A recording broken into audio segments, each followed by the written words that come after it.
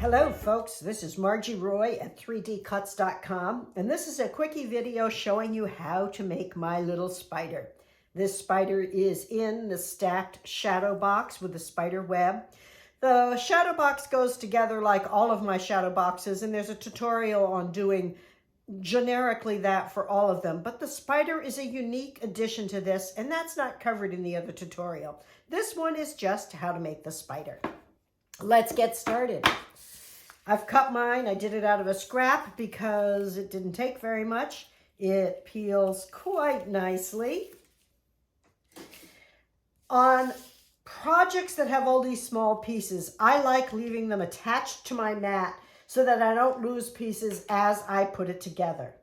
I will be using art glitter glue that I have transferred to this container with a tiny nozzle. There's a link to these on my website. I get them from Amazon.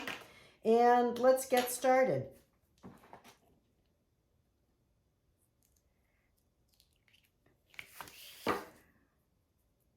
Okay, one set of these goes on the front of the spider, the other goes on the back. I'm going to take my art glitter glue and I'm going to put little dots of glue here and just start stacking them up.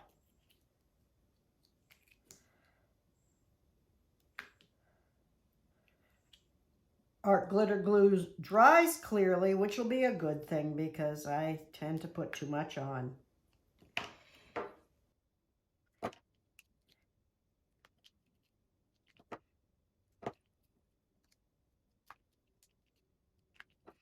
At this point, it splits to separate sections for the separate spider body parts.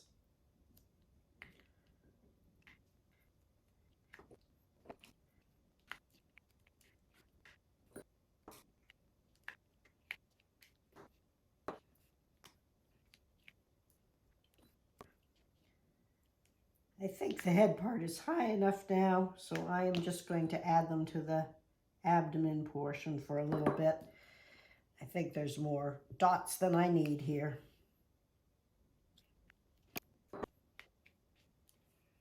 That's plenty for me. Now I will take my spider and on one side, no, I'm going to put it on the bottom of this. Glue this to the front. And glue the other one to the back.